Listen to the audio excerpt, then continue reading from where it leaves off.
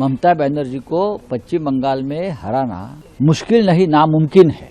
जनता जो है देश की वो ममता दीदी के साथ है।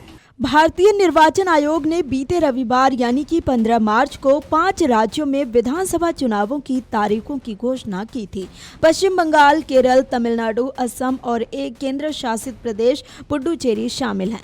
हालांकि चुनाव को लेकर देश की सियासत तो गरमाई ही हुई है, लेकिन खासकर पश्चिम बंगाल में होने वाले चुनाव पर सभी की निगाहें टिकी हुई है। दरअसल पश्चिम बंगाल में एक बार फिर भाजपा और टीएमसी में कांटे का मुकाबला होने की संभावना जताई जा रही है।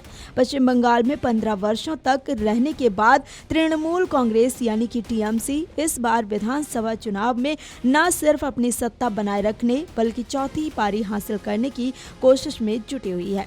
वहीं भाजपा पश्चिम बंगाल में सत्ता स्थापित करने के लिए पूरी जी जान से जुट गई है।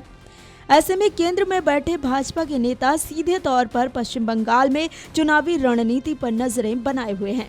हालांकि आरोप प्रत्यारोप की राजनीति के बीच शिवसेना यूबीटी के नेता संजय राउत का एक बयान सामने आया है, जिसमें संजय राउत ने चुनाव को लेकर भाजपा को जमकर घेरा है। बात ऐसी है, ममता बनर्जी को आप हरा नहीं सकते। ममता बनर्जी को पश्चिम बंगाल में हराना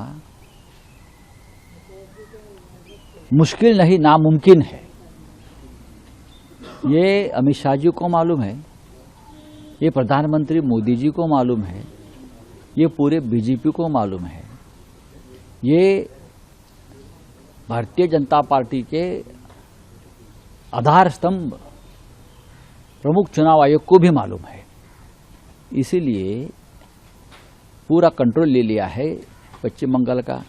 चीफ सेक्रेटरी का ट्रांसफर, डीजी का ट्रांसफर, कमिश्नर का ट्रांसफर, उससे क्या होगा भाई? आपके स्टेट में जो और राज्यों में क्यों नहीं फिर ट्रांसफर हो रहा है? महाराष्ट्र में क्यों नहीं होता है? और असम में क्यों नहीं हो गया? असम का मुख्यमंत्री क्या कर रहा है आपको मालूम है? किस तरह का उसका प्रशासन चल रहा है। लेकिन आप कुछ भी करिए, जनता जो है देश की वो ममता दीदी के साथ है। वो लड़ने वाली शेरनी है, हम सब उनके साथ है और फिर एक बार पश्चिम बंगाल में ममता दीदी की ही जीत होगी। आपको बता दें कि संजय राउत ने भाजपा को घेरते हुए कहा कि भाजपा ममता बनर्जी को नहीं हरा सकती। इसके अलावा चुनाव आयोग को भी संजय राउत ने घेरा है। आपको बता दें कि 15 जनवरी को चुनाव आयोग ने राज्य में विधानसभा चुनाव की तारीखों की घोषणा कर दी थी। राज्य में 2 चरणों में मतदान कराए जाएंगे। 23 और 29 अप्रैल को वोट डाले जाएंगे, जबकि 4 मई को नतीजे घोषित किए जाएंगे। इन तारीखों के साथ ही अब सभी राजनीतिक दल पूरी ताकत झोंकने की तैयारी में जुट गए हैं। Video desk amarujala.com। अगर आप ये वीडियो YouTube पर देख रहे हैं तो हमारे चैनल को सब्सक्राइब कर बेल आइकन दबाएं और Facebook पर देख रहे हैं तो हमारे पेज को लाइक करें।